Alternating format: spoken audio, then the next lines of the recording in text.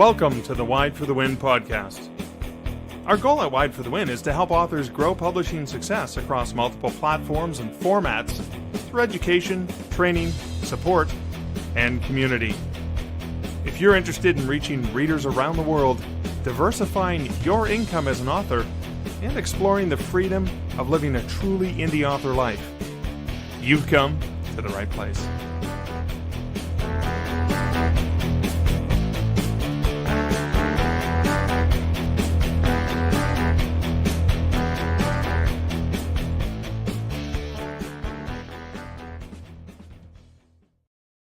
Well, hello and welcome. Hello, I love our intro song. It's so upbeat and positive and just fun. But speaking of upbeat and positive and fun, I mean, we're talking today. This is Mark and Susie, and we are here with the Wide for the Win, a WIDEStream, setting your writing and business goals for the new year. As we're recording that, I think this is going to be our last episode for 2024. It is. Yeah, we're going to be talking a little bit about, as we're getting towards the end of the year, what is setting your writing and business goals for the new year. So yeah, Susie, where do you want to start with this one? And by the way, anyone watching live, if you have any ideas, things that you like, you want to share, please do share them, and we'll be able to pop them up and discuss them in our conversation. Or questions too. Questions, yes, of course. Yeah. So I kind of want to start with how I'm planning and some whys behind it. Because this is something I haven't done for a few years since the hubby blew out his knee and we had to leave the ranch, and that kind of threw our lives into a bit of chaos that we're still sort of trying to find our ways out of. So I'm actually sitting down this year and kind of getting back to basics. And what I'm discovering is that because we're sort of in a chaos period of life, I need to strip out anything that is overwhelming, that doesn't fit my career, my career goals, my long-term, 5, 10, 20-year goals, and kind of cut that out, at least for now, until, I'm going to say until, not unless I get back to a point where I can actually expend that energy again. Right. And so for me, that looks like, and part of this is from Sarah Cannon's HB90 class. So if anybody listening wants a really good way to start planning and to start looking at your goals, I highly recommend it. The new year, I hate to say it, the new year cohort is actually running right now. So for Q1 of 2025, it's already in progress. So you'll have to wait until the next one, which will be for Q2. But she actually starts the whole thing out with basically doing what I'm doing right now. And this is kind of where I got it. And sitting down and taking a look at what you want out of life right now. What you want from career, what interests you, what are your passions. And for me, it's coming down to my writing is absolutely my number one top priority. Right. So it needs to get more attention because right now it's not. The last several years, in fact, it's kind of been on the back burner because, other things seem more urgent to my ADHD brain. And so it kind of gets shuffled off the side. And I'm at the point where I so want to launch my fantasy pen name that it's like, it's the little gnawing voice in the back of my head. Like, I can't wait until we do this. Let's do this. Yeah. So, but in order to do that, I have to actually finish the first few books for it. They're still very much in progress. So that's what I've been looking at, just stripping down. Like I've just stepped down actually for the Wide for the Win board. Don't worry, I'm not going anywhere. I'm still involved with the WIDEStream, still involved with the communities. Just the business side of it is something that it's one of those things that's going to have to get cut out because I just don't have the mental bandwidth right now to do it. And so you need to make that decision for you. Exactly. As a creative person. Now, fortunately, we still get to benefit from you on the WIDEStream as well. All right. So, but this is, I bring it up because it's a point of this is not something that I actually wanted to do. I'd still love to be involved. And that's why I'm holding on to parts of it that I do have the bandwidth for and that I enjoy. But when you guys are planning your 2025 goals and even looking even further down, consider what you actually have the energy for. And what you have the mental bandwidth for, because I've in the past had to, cut a few other things out that I didn't want to cut out. And it may be something that you really, really love or something that you really think you should do, that you've heard advice that you should do, that you just can't do right now. Right. If it's putting undue strain on you, it probably needs to go.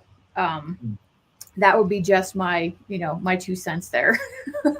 Well, so this is an important thing. I want to highlight what you just said, because I think this is important. And one of the ways I learn is kind of reiterate it in a way that works Yeah. for me. Right? Like, this is Susie's cool advice. And part of this is, okay, part of planning is deciding what you're not going to do as opposed to just what you're going to do. I'm not going to do this. I'm not going to do that because it's going to give me time to do that. You reminded me, it's so funny. My partner Liz and I, we got married this last year. We're both older, grandparents now, so we're not spring chickens anymore. And what we decided for our wedding, which we had been putting off since 2020, because for some reason we couldn't do it in 2020, so we just kept planning it. And then we decided we're not going to include anything on our wedding day that is not pure pleasure. This is a day for us. And so anything that brought undue stress or anything is like, nope, not doing that. We're going to do this. And if we can take that approach in our writing lives, is like, I'm going to plan this and this and this. And does this cause me too much stress and anxiety? Well, why? I mean, again, okay, I have to fill out taxes. Like, I have to do my taxes and stuff like that. So there's the things I don't like that cause stress, but I still have to plan for those. But all the other stuff is like, well, hey, this takes too much of my time and energy, and that takes away from my writing, which is not beneficial, right? Yeah, exactly. And there's different things that you might need to cut out. I mean, mentioning the business stuff, there's different reasons why you might want to cut it out. Maybe you need to have that business sided. Maybe that's what drives you, rather than like me. I need more of the, fill the input word. I need to read more books. I kind of fell by. I did read Sanderson's Stormlight Archive, the 4 books that were released, and now the 5th one is out this year. Which, I mean, okay, granted, that's a lot of words to read, but it's still only 4 books. One of his books is more words than most people read in their entire life. It's like 3 books each. So it's technically 12 books. Anyhow. But so like I need to actually not focus on so much of like the social media. What I do want to focus on, like I still have my romance newsletter, and I used to send it weekly. I finally got that straightened out. I moved back to Kit, and there's something I want to bring up about Kit in a little bit here, but that's different when we get to the part of what goals I'm actually setting and what goals you're actually setting for the year as examples. So I got back. I've now sent 5 weeks in a row again, and I'm hearing from readers that I haven't heard from since I moved to MailerLite. And it's reminding me, so people are like, they're actually responding to newsletters again. Right. And what this is reminding me of how much I love the connection with my readers, even though I have no idea if or when I'll ever publish the next romance for them. I've curated enough of a following with my readers. They read it for my updates, life updates, like on my cows, on the homesteading stuff that I do, like the milk, all that fun stuff. They love that. The photography, what I'm working on for cover design for other authors, they enjoy those updates. I forgot in all those months of trying to figure out where I was going to host my newsletter, how much I enjoy that. And so that is one of like the pieces that, even though I'm not focusing on the romance this coming year much, unless I have time or, I'm in the mood for it, I'm still going to keep that because I really love that. Yeah. I have a really good friend of mine who she's much more motivated about her income. So she's setting her goals more about, what income she wants to make. Like she wants to bump up, from, like low 4 figures to, double her income by the end of the year. As an example of a goal. Whereas me right now, I can't even, it is beyond what I can do. I just need to get the books done. So yeah, I love that. And Rhiannon posted, kind of along the same lines as, yes, what you have space for. Exactly. That's really important. But having space, so what you talked about is having space to reconnect with your readers is part of something that brings you and them joy. Yeah. And it doesn't even have to be, you haven't released a new book for them in how many years, but they still enjoy that connection they had with you. No, I'm just saying, 7 years. But think about that. But you're still providing value as a storyteller. Yep. Because you're sharing stuff. And as we talked about in a recent episode, there are people who you would thought have on your list have all your books, and they don't. So it never hurts to remind them of the backlist, right? I feel like this is a reminder we need to have like every podcast, because I kid you not, I just sent it out with a little reminder that, hey, one of my books that has never been free is currently free because it has a book club coming up on the 1st, which is kind of fun. Hopefully that's a good sign for 2025, right? A book club on New Year's Day. Anyhow, she's like, oh, I haven't read that one yet. I'm going, so I happened to click over to her profile, and she's been on my list for like 7 years, and she hasn't read this book yet. I'm going, yeah. But see, there's another reason. So number one, send your readers about your books, even if you think they've all read them, they have not. And number two, this is where it pays for me to continue connecting with my readers, even though I'm not actively feeding them new books. Right. Because that's just, and it's so funny because sales jumped. I mean, I've sold, probably that I can attribute another $20 or $30 just from Monday's newsletter. Exactly. On Amazon. And so that may be a hint for us to consider what we want to do with our newsletter. What are our goals? What are our plans? How are we going to connect with those communities, and how often are you going to send them out? Because you don't necessarily have to send one out every single day, right? No. You can send them out days. I'm going to pop up. This is Kristen writes, shares, I have a very limited capacity right now, as we're talking about this due to health stuff. So I'm looking at a basic goal of finish editing book 2 and publish if I'm well enough to on time. And if not, I will when I'm able. And here's what I love about this. You're giving yourself some grace. You're giving yourself the same grace you would give to a loved one or to someone else, right? Is, okay, I have limited capacity right now. If I can get it done, this would be great. But here's the thing I hope that's so important, because we do this to ourselves so much. If you can't, because there are things out of your control, please don't beat yourself up. Would you beat up your best friend for doing that? Now, you may nag them and kick them in the pants and stuff like that and say, come on, you said you get this book out. And here's the one thing is I do love when readers are the ones who are, when you're communicating with them, like, come on, please, you promised. Indeed. Kristen, I know has really been struggling a lot lately. So I'm really glad. I love that she actually mentioned that because it's a really good reminder. It's like, be gentle with yourself. I'm like, treat yourself like you would treat your best friend. And that's a really, really, I mean, especially for people like me, it's a really hard lesson to learn, but I'm learning it. I am actually learning it. And that's part of that whole sitting down and going, okay, I don't have the bandwidth for this. I can't do this right now. It's hard to say it, but you know what? At the same time, it's actually kind of a relief of like, okay, I've accepted that I can't do this right now. And if it's kind of a relief, like, okay, I can let go of that commitment. What's going to happen if I let go of it? What's the worst that's going to happen? Right. And it's usually not, you're going to die or the world's going to end. It's just that you don't have that piece of thing that you have to do. And that is, and that's a reminder of something that I think is really important is, and I jokingly, but my title says White Author and Procrastinator, but that's because I will buy a planner and I will do these things, and then stuff will happen and new things will get introduced and I'll add them, and then I'll take some other stuff away. Because again, I can't, a guy's got to sleep and eat and stuff like that, right? So that's something that I've given myself permission. And it's not all that different than when you have an outline for a book and you use the outline as a way to say, okay, here's how I'm going to get into this. But in the process, you may discover new things and characters may surprise you. And suddenly you're going to veer from the outline. It's the same thing. So you can set a plan. And it doesn't mean like, April comes and I was like, oh, I was going to do this. I mean, here's something that happened to me years ago. Joanna Penn and I were talking on her podcast, The Creative Pen, and we made a joke about being a relaxed author and how important it is and stuff. And then we just joked about it. We riffed on it for a couple minutes. And then a whole bunch of comments came in, and I was like, "Oh my God! If you guys wrote a book called The Relaxed Author, I would buy it." And it was so funny. So many people wanted that book. It's up. It is. That one right there on the top of the white.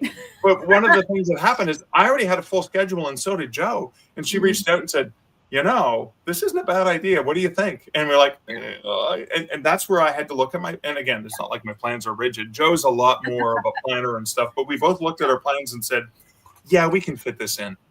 Because two things, writing that book together gave us joy. We got a value out of just working on it. That alone, we won. We immediately won when we finished it, because I need to go and read it myself because I don't take my own advice. But also, we managed to fit it in. I'm just in the process right now. Maddie Dalrymple and I were hanging out at Author Nation a few weeks ago, and over lunch, it was an idea or whatever, and it was like, yeah, that sounds like a fun book. Let's work on it together. And again, wasn't part of my plan. I'm like, all right, where am I going to squeeze this in? Yeah. And that's okay, right? Forgiving yourself, but also being flexible to adjust those plans. And maybe it's not just a plan for a full year. Maybe it's a plan for the next 4 weeks. Yep. Or the next, like Sarah Canada does, the next 90 days. And that's actually a really, really good point, because things might pop up. I'm like, don't expect that you're going to be able to plan your whole year between now and New Year's Day. It's not going to happen. And even if you can plan it all, things are going to come up that might be better for your business than what you had planned. So, I'm really glad you guys brought that up. The flexibility. And that's another thing I've had to learn too. I tend to, when those things pop up, I tend to like throw out the rest of my plan and start over. And I need to not do that. So be flexible, but don't like burn the whole thing to the ground. Right. Yeah. Like adjust. And Rhiannon said this one is part of what I work on with my clients is remembering to keep space for the things that give her joy. Yes. And that reminds me, as authors, especially in the fast-paced, publish faster, that we have to remember that we need to actually live our lives, because living our lives and enjoying life and experiencing new things makes our writing richer. Right. So it makes our books better. And so it's like, don't forget the joy, you know? It's almost like you have just created a really nice segue from what Rhiannon said to what Lori said. Yes. When Lori said it's so important to take time for ourselves and our loved ones. It seems too many authors push themselves too hard. It not only hurts them, but it hurts those around them, long-term goals as well. So again, thinking about the long term as well. And again, if you're fine with it, if you're comfortable with it, if it's working for you and you're not damaging yourself in different ways, sure, great. I love that for you. But I need to take the time to spend time with the people that are important to me. And again, those experiences I have really help fuel my fiction as well. Yeah. And then Kristen says too down here, going slowly, simply, and sustainable is my path these days. As long as I don't start comparing or getting us distracted by what others are doing and trying to do, it works great. Yeah. The distraction and the comparisonitis is tough. It really is. But you know what? Let's talk about that a little bit, right? So and you showed me some stuff before we went live. I'd love for you to just show like high level stuff of what you've done. Is that I can look at it and go, okay, that works really well for Susie, but I'm going to adapt what she does into something that I think works more for me. So I don't have to just copy it exactly because it doesn't work for me. Yeah. But it works this style of, okay, that's a great idea. And again, please use the ideas from other people, but then readapt it. Yeah, does this fit for me? The same thing with recipes to fit what I like to eat. You know, I do the exact same. I'll take the base of the recipe. Like I just adjusted my biscuits recipe to bring the cook temperature down to like 350 instead of 425. Yeah. Cook it a little bit longer. And then I added an extra tablespoon of butter per batch. Yeah, because butter's your thing, right? Yeah, it is. Same thing with your writing career. With me, it's mayo. I'll add extra mayo to any recipe, right? Yeah. Or garlic. Or garlic. Well, not baking often. That's the last, since about 2018, I think it really, when Becca really started taking off. Becca Syme. I know a lot of you watching and listening have seen Becca Syme, and also Claire Taylor is another one.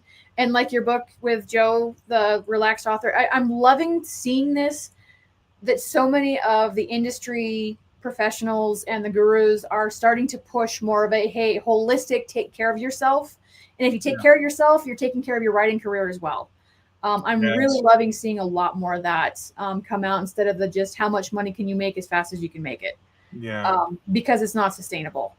And heading into the new year, I really want to, approach a few more people and do a lot more of like the sustainability part for the podcast. So we'll be, if anybody has anybody they'd like us to invite on the show, I'd love to have Becca, but we'll see how busy she is because I know she's swamped.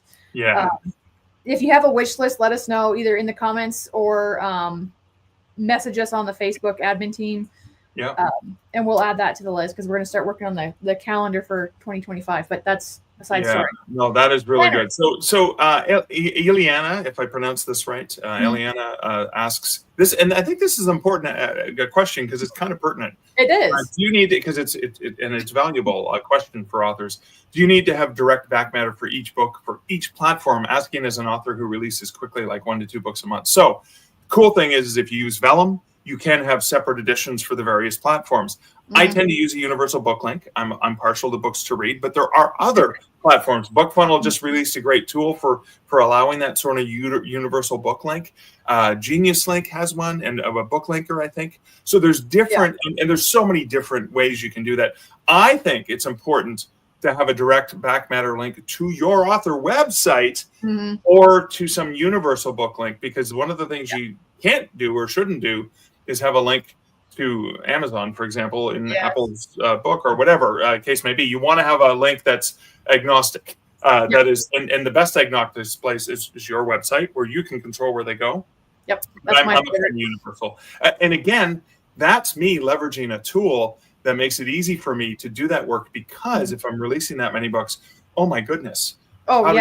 That's a lot of work, right? In that case, this is one of those things, and it does apply. It may seem like an off-the-wall question that doesn't apply to planning, but you know what? If you have that many books, you need to look at those tasks like, do I have the time, the mental bandwidth to actually go through all of my book and add in all of these links? Or do I just put a link to my author website and call it good? And then make sure your author website is updated. And you update that, I mean, and that is part of your planning, because you're not just planning for the year, but you're planning. So for each release, I need to do these things. I need a cover, I need editing, I need this, I need that. And I think links and calls to action should be somewhere in your planning for those releases, somewhere. So for a sustainable author career, because again, in the wide world, it's not necessary. There are authors who can rapid release wide.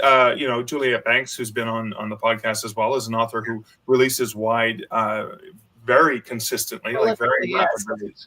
But it's also about the backlist. Like Susie, you'd said earlier, there are people who've been on your mailing list for 7 years who haven't read all your books. So chances are there are, even with those 1 or 2 months books, right? So there's going to be readers who discover you in the future who are going to want to go back and read your other stuff. Now, driving them to your website is a great way so they can see your full catalog and not get distracted by other people's Amazon ads. Exactly. That's why the website's my favorite choice.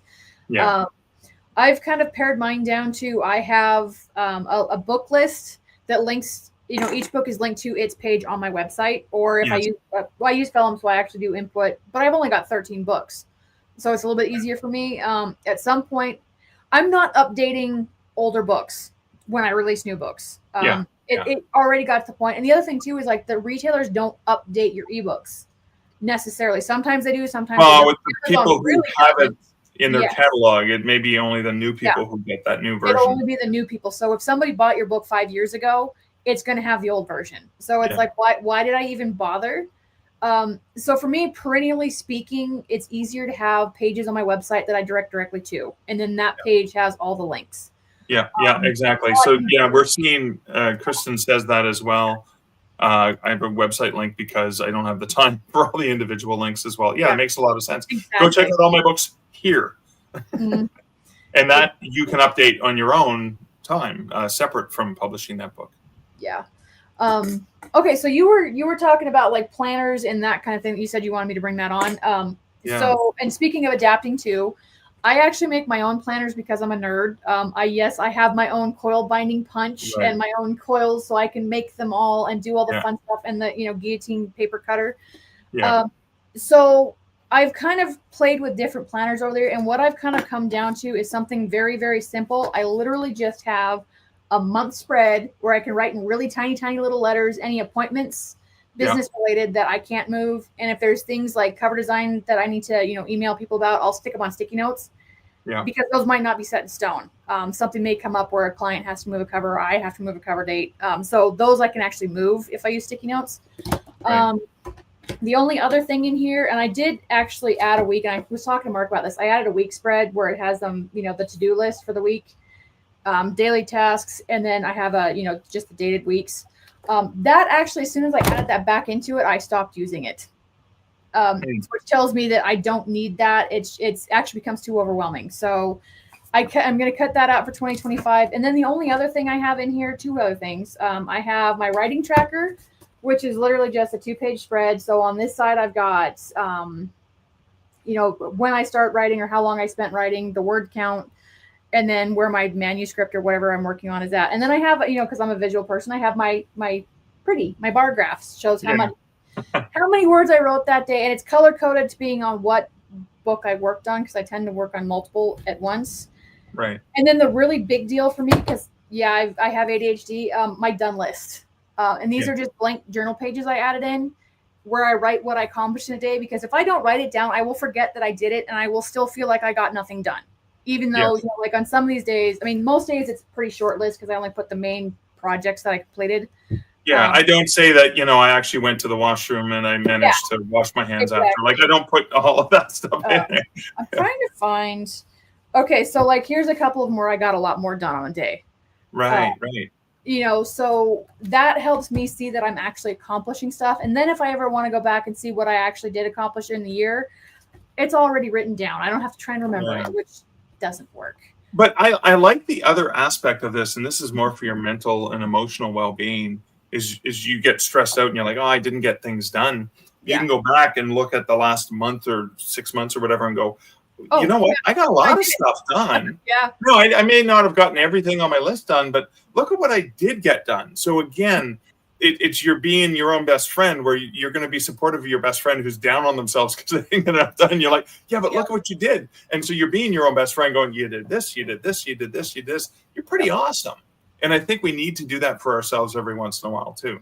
Yeah, I've been hearing from a lot of people that the done list has actually been far better than the to-do list. And so kind of what I do, and this says this week's priorities, I have a little clear pocket I made that goes in, and it's spiral punched, but I clipped it so I can actually just punch it, slip it right in and pull it out for the next week and move it. This is not so much what I've discovered. What works best for me is not so much a weekly to-do list. It's actually just a brain dump. Stuff that I need to get done. And then that way I have some place where I can catch everything that it comes out of my brain as it comes out of my brain. Yeah. Because otherwise I will forget. That's part of the whole ADHD is our RAM slots, as I discovered. So neurotypical brains have like six slots for RAM. ADHD brains might only have 3. Yeah. So there's only so much you can keep in that short term, random access memory at a time. Yeah. So I'm learning to actually write stuff down. So it's worth the brain dump list instead of, the weekly to-do list. And the other thing is, like, I need that flexibility. If I am not interested or excited by what I'm working on right now, I can't. It's so hard to get started. I'd rather pick something off that list that I am excited to do. And then once I get the task done, I've got that positive momentum and I can roll on to the next one and maybe tackle that thing that I'm not quite, in the mood for. Yeah. I love that. So it's part of the whole sustainability, at least for me this year, is really embracing how my brain works and working with it instead of against it. Which has been, that was kind of my 2024 journey, is realizing that, I actually do have ADHD. And it's important. And again, so I think Lori had said sustainability and a reminder that books don't have an expiration date. Every book we write builds our backlist. And then looking at what Kristen says is, I'm planning. So here's the other thing. It's important to plan, but plan to reflect and write all the good things that happened this year. Pros, the wonderful things that happen. Because we always, I think we overestimate what we're going to get done in a particular time frame, but we underestimate just how much we actually got done in a much longer period as well. I don't know about you, but I've felt inspired from this conversation. I may even go create a done list. I know that's been, I started doing that last year, and I don't do it every day. I do go periods where I kind of get out of the habit of it. But as soon as I pick it up again, it's like, as soon as I pick it up again, I start getting more organized and I feel a lot less overwhelmed because I can see that I'm actually accomplishing stuff. Done list number 1. So I'm curious, Mark, what are some of your plans? And before I forget, if anybody's listening to all this and going like, I can't even plan next year, that's okay. Yeah. If you just need to take it one day at a time, by all means do it. Yeah. No, exactly. And I'll be honest with you, I have so much going on. I don't know if I'm going to have the time to work on a plan. But here's the thing is, I constantly have a sort of a rotating, like in the next few months, here are the things I know I need to work on. And that shifts and changes. But I think the other thing that people always get frustrated with, and I want to reiterate here, maybe you're listening to this in February, and you're like, oh, I didn't see, you didn't catch the live episode or whatever. It's February now. I can't make a list for the year that it's 2 months are in. Here's the thing. When's the best time to plant a tree? 20 years ago. Right? When's the best time to have written a book? Yeah, whenever. Today. Second best time is today. Is today. The second best time is today. So do not beat yourself up if you didn't do the planning. You can always make your done list, or you can always do some of the planning as you go, because the work that, future Mark's going to like that, past Mark actually spent some time and made some space for this guy. Mm-hmm. So, all right, I'm curious, if you don't mind running a little bit longer today, or if we have time, what are some of your, things that you would like to accomplish in 2025? Yeah, well, or not accomplish. Yeah, well, no, I have 3 different books for writers that I need to get done. There's a book in my Canadian Werewolf series. I only release one a year, and there's at least 2 different trivia books, movie trivia books as well. But also writing those books gives me pleasure. Not just publishing them, but actually working on them gives me pleasure. So it's kind of like, it doesn't feel like a stressful thing of what I'm going to need to do. It's going to be, I get to work on these things. Mm-hmm. So that's, and again, I don't have very specific timelines. For the very first time, I do not actually have any pre-orders, and I know something about myself. Getting those pre-orders up is going to really double down my ability to get her done, because I work to deadline. And so that's going to be my planning probably in the next few weeks, is figuring out, even if I don't put them in, making those dates, booking the editors, all the things I have to do to get those scheduled out, so I can give myself enough time to get it done. How about you? Pretty similar. I'm not doing any hard and fast deadlines. So it's more of like, here are the big overarching things I want to accomplish. Number one, I want to finally launch my fantasy pen name. Yeah. And it's kind of because I'm in that point. I'm finally far enough past burnout that writing is the thing I get to do, except for when my brain says, oh, there's these other more urgent things that need to get done first. Right. So it's like, I'm back to that point where writing is no longer a chore. It's actually the thing that I want to enjoy, that brings me joy. I want to do that brings me joy. So like, my goals are pretty simple. I mean, besides launching the pen name with at least one title out, which is probably going to be a prequel or a collection of like short stories that relate to the world. Mm-hmm. So I'm looking more at like building habits. So I want to, by the end of the year, work my way up to writing 1,000 words a day, 3, 4, or 5 days a week. And notice how I say build up to. And the other thing I found really useful is having a good, better, best goal. The best one is like, okay, writing 1,000 words a day by the end of the year, 5 days a week. That's a pretty big ask for me, at least where I'm at right now. That's a huge ask. Right. I'm like, I could not do it right now. But if I can even write, 1,000 words 3 days a week, that's not a lot of words, but if I could write that much, I could actually be back in a much better place with my writing, where it flows a lot smoother, because I'm back. I've exercised that writing muscle more. Gotcha. And so, for the entire year, I want to average, again, good, better, best, 300, 400, or 500 words a day, every day. Yeah. And that one is, even though they kind of cross over a little bit and kind of contradict each other a little bit, I'm looking at the average, because I know that I'm saying that I have to write 300 words a day every day doesn't work for me. Because some days I'm lucky if I get 45 words written, and I'll sit there and stare at my computer screen in my story, and they're thinking days. So if I can average those, I know that I can get the books done that I want to get done, which is why I'm focusing more on like the process rather than the end goal. I like that. And I like that sort of that grade that you have, the shades of instead of beating yourself up because you didn't hit 1,000, you're like, no, I'm going to celebrate what I got done. And again, it's in line with the done list. Well, Susie, thank you. This was a lot of fun. Yeah, it was. And thank you guys for your comments. Yeah, we had a lot of fun today. Remember, do you. Yeah. You do you, boo. You do you. Yeah, it worked. Whatever's working. And again, I think there was one comment where I'm trying to find the comments because I'm all over on the screens here, is plan. Rand says plan to do less than you think you should or can, because then you'll be impressed with your to-do list. Yeah. Well, your done list, I should say. Yes, exactly. So I'm thinking like, I can write 2 books this year. Nope, I'm only going to plan to write 1. Yeah, exactly. And then that way, when I get that 1 book done, I did it. If I get 2 books done, even better. That's where that whole good, better, best comes in for me.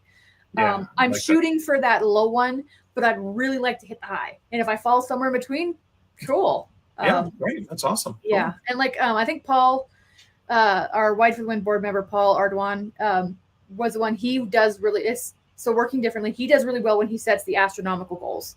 Yes. Yeah. It works for him really well. Yeah, And that, again, that works for him. Yeah. What works for you is different. And that's great. We want to embrace that because we are what? We're indie authors. Yeah, we are. Yeah, we're indie. We like to do it our way. Yeah, exactly. And again, Kristen says, thanks for the year-end topics. They're well-timed discussions. Almost like we planned it, Susie. Almost. Awesome. Thank you guys so much. And thank you, Susie, for the great advice. And we'll talk to you guys soon. Yep. Bye.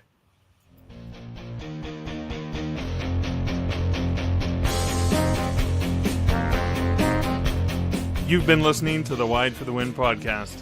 For links to our Facebook and Circle groups and other helpful Wide publishing resources, go to wideforthewin.com.